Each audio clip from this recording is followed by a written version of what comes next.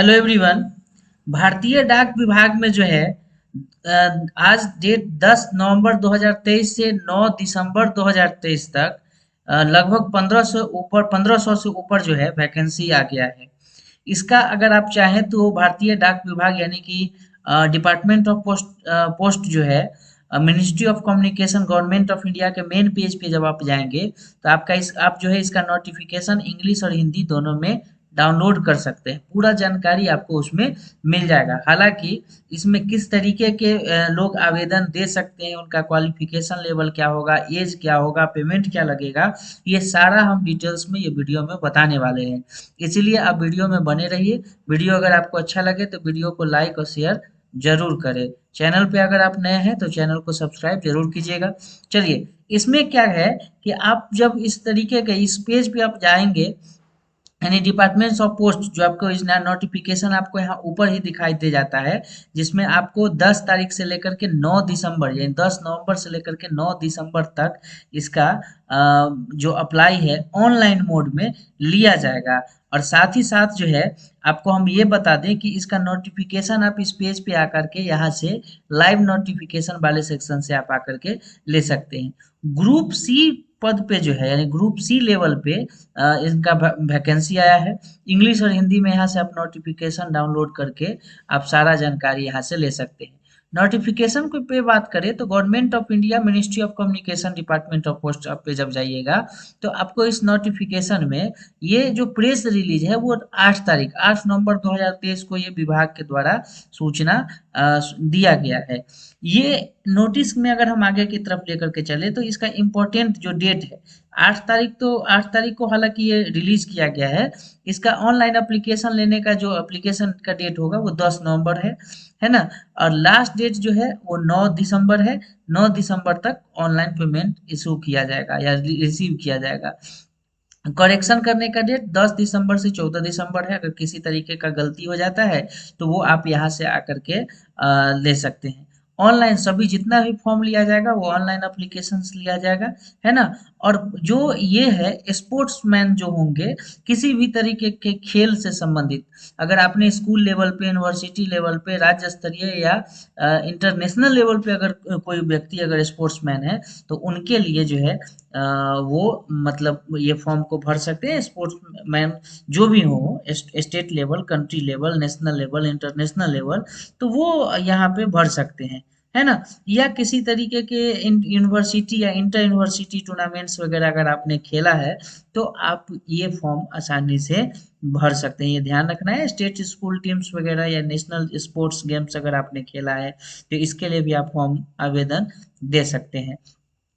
इसका अगर हम जो आपको हम पद बताएं तो इसका ग्रुप सी पोस्ट पे 6 तरीके का है, जिसमें पोस्टल असिस्टेंट है, उसके सॉर्टिंग असिस्टेंट है, पोस्टमैन है, मेल गार्ड है और एमटीएस मल्टीटास्किंग यानी टोटल 6 पद पे इसका लिया जाएगा। इसका जो पेमेंट जो बनेगा स्केल ऑफ पे ये आप देखेंगे तो पोस्टल असिस्टेंट का लेवल 4 के तहत 25,000 से लेकर के 81,100 तक बनेगा। सॉर्टिंग असिस्टेंट का लेवल 4 के तहत 25,000 से लेकर के 81,100 बनेगा।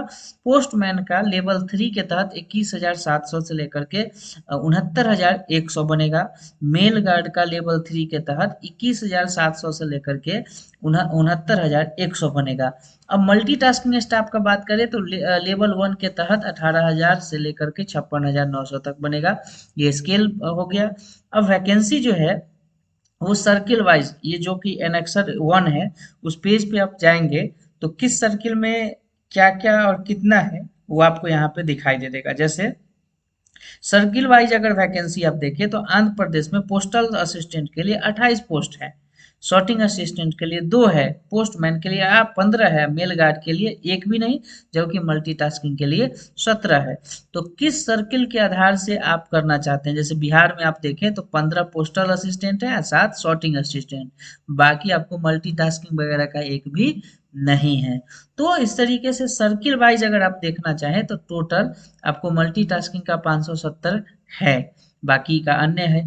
आप एज का बात करें तो पोस्टल असिस्टेंट का आप 4 postal assistant, sorting assistant, postman और मेल गार्ड, ये चारों का जो है 18 से 27 साल के बीच में इनका एज होना चाहिए, ये ध्यान रखना है। इसमें कुछ छूट भी है, अगर आप एससी या एसटी कैटेगरी से हैं तो इसमें आपको पोस्टल असिस्टेंट वाले में आपको जो है जो है 32 साल तक, 5 साल का छूट है, 32 साल तक आपका उम्र जा सकता है मैक्सिमम। ओबीसी से हैं तो इसमें जो है आपका 3 साल यानी 27 से 30 साल तक आप जा सकते हैं। मल्टीटास्किंग स्टाफ में 18 से 25 साल है, इसमें किसी तरीके के कोई कैटेगरी को छूट नहीं है। एजुकेशनल लेवल का अगर हम बात करें तो इसमें पोस्टल असिस्टेंट के लिए बैचलर डिग्री आपको चाहिए किसी भी रिकॉग्नाइज्ड यूनिवर्सिटी से, और आपको कंप्यूटर का नॉलेज होना चाहिए। इसमें आपको सर्टिफिकेट का आवश्यकता नहीं है, बाद में आपको सर्टिफिकेट वेरिफिकेशन के समय मांगा जाता है, लेकिन आपको फिलहाल इसका जरूरत नहीं है, नॉलेज होना चाहिए, है ना। उसके बाद अगर आप जाए आगे तो इसमें आपको जो पोस्टमैन और मेल गार्ड है इसमें 12th पास आप होना चाहिए किसी भी रिकॉग्नाइज्ड बोर्ड से, है ना। और इसमें जो है लोकल जो है यानी कि रिकॉग्नाइज्ड बोर्ड से होने के बाद जो है आपको लोकल लैंग्वेज आपको आना चाहिए, क्योंकि सर्किल वाइज जो इसका होगा वैकेंसी, उस सर्किल के आधार से, जिस सर्किल से आप इसका आवेदन देंगे उस सर्किल का जो लोकल लैंग्वेज होगा वो आपको आना चाहिए। चूंकि क्षेत्रीय भाषा अगर आपको नहीं आएगा, 10वां पास अगर भी हैं तो आपको उस समय दिक्कत होगा, फिर आपका मेरिट लिस्ट में नाम आने के बाद भी आपका ज्वाइनिंग नहीं हो सकता है। तो इस बात का आपको खासा ध्यान रखना है। चूंकि आपको हम सर्किल वाइज अभी दिखाए थे, किस सर्किल का कौन सा जो लैंग्वेज है वो आप चाहें तो आकर के देख सकते हैं, है ना। तो ये चीज आपको ध्यान रखना है। सर्किल का जो भी है, जैसे आप बिहार से करते हैं तो अगर आपको हिंदी आता है तो आप कर सकते हैं। तो जो भी इसका लैंग्वेज का अगर जानना हो सर्किल का कौन कौन है, तो एनेक्सर 2 पे आप पेज पे जाइएगा तो आपको यहाँ पे मिल जाएगा। देखिए एनेक्सर 2 पे आते हैं तो इसमें आपको लैंग्वेज दिखा देगा। जैसे आंध्र प्रदेश का क्या है तो तेलुगु लैंग्वेज आपको आना चाहिए, अगर सर्किल से पढ़ते हैं तो। बिहार का क्या है, हिंदी है। छत्तीसगढ़ का क्या है, हिंदी है। दिल्ली का क्या है, हिंदी है। गुजरात का क्या है तो गुजराती है। तो ये सर्किल वाइज आप कौन से सर्किल से पढ़ रहे हैं। कभी कभी क्या होता है कि विद्यार्थी सीट के अनुसार से सर्किल गलत सेलेक्ट कर लेता है, अलग चुन लेता है लोकल के अलावा, और वहाँ का अगर लैंग्वेज लोकल लैंग्वेज नहीं आता है तो फिर बहुत दिक्कत होता है, उनका ज्वाइनिंग नहीं हो पाता है। इस स्थिति में आपको पोस्टमैन और मेल गार्ड में आपको ध्यान देना है ना। ये करने के बाद इसमें भी आपको कंप्यूटर का नॉलेज यानी knowledge of working on computer आपको पता होना चाहिए। इसमें आपको टू व्हीलर और लाइट मोटर व्हीकल का लाइसेंस भी होना चाहिए, ये ध्यान रखना है। क्योंकि आप उसमें पोस्टमैन और मेल गार्ड में भरेंगे तो मेल पोस्टमैन में आपको नहीं चाहिए, लेकिन मेल गार्ड वाले में आपको टू व्हीलर या लाइट मोटर व्हीकल का लाइसेंस अनिवार्य है, ध्यान रखना है। चलिए, मल्टीटास्किंग स्टाफ के लिए जो है 10th पास किसी रिकॉग्नाइज्ड बोर्ड से होना चाहिए, है ना।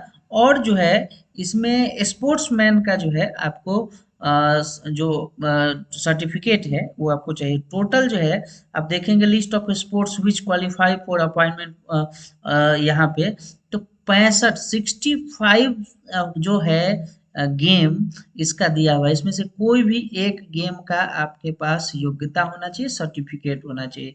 तो ये सर्टिफिकेट आप जिस भी लेवल पे आपने, जिस लेवल के टूर्नामेंट में आपने भाग लिया है वो आपको यहाँ पे दिखाई देगा। आप वहाँ पे आपको सर्टिफिकेट वहाँ पे देना पड़ेगा, जो भी आपके पास अवार्ड है। तो अगर आपको किसी तरीके का अगर इंटरनेशनल, नेशनल या स्टेट लेवल पे अगर आपको अवार्ड मिला है वो भी आप देख सकते हैं।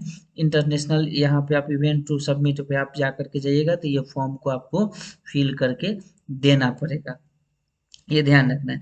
ये फॉर्म आप जो भी टूर्नामेंट में आपने भाग लिया है, नेशनल, इंटरनेशनल या स्पोर्ट्स स्टेट स्पोर्ट्स वगैरह में, तो आपको ये फॉर्म को, आवेदन को उसके साथ अटैच करना होता है। तो ये इस टाइप का आपको सारा इंफॉर्मेशन आप देख सकते हैं, इंटरनेशनल या national sports games for school. तो ये सारा कुछ इंफॉर्मेशन आपको यहाँ से मिल जाता है। आपको यहाँ से सारा सर्टिफिकेट वगैरह भी अपलोड करने का ऑप्शन आता है ना। जो सिलेक्शन का मेथड है उस पर अगर हम बात करें तो आपको पता होता है कि जो पोस्ट ऑफिस में वैकेंसी आता है उसमें कोई एग्जामिनेशन वगैरह नहीं होता है, वो डायरेक्ट आपके द्वारा अपलोड किए गए जो डॉक्यूमेंट है, किसी भी तरीके का डॉक्यूमेंट जो अभी हमने आपको बताया, तो उन सभी डॉक्यूमेंट्स के आधार पे आपका मेरिट बनता है और उसी के आधार से सिलेक्शन होता है। तो इसमें कोई एग्जामिनेशन वगैरह होता नहीं है, नंबर बेसिस है, नंबर के आधार से होता है। ठीक है। और जो अप्लीकेशंस लिया जाएगा, ये अप्लीकेशन वेबसाइट पे आपको लिया जाएगा। हम आपको फिर से बताते हैं कि जो अप्लीकेशन लेने का प्रक्रिया होगा वो इस ऑनलाइन बेस्ड होगा, यानी कि इस वेबसाइट पे अगर आप जाते हैं http या dio sports requirement dot C P T dot G O V dot in, इसका वेबसाइट का जो ये डिस्क्रिप्शन में हम आपको डाल देंगे।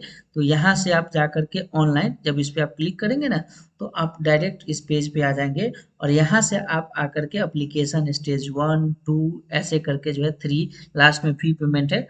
100 रुपये इसका फी का पेमेंट रखा गया है। 9 दिसंबर तक इसका लास्ट होगा, फॉर्म एक्सेप्ट किया जाएगा।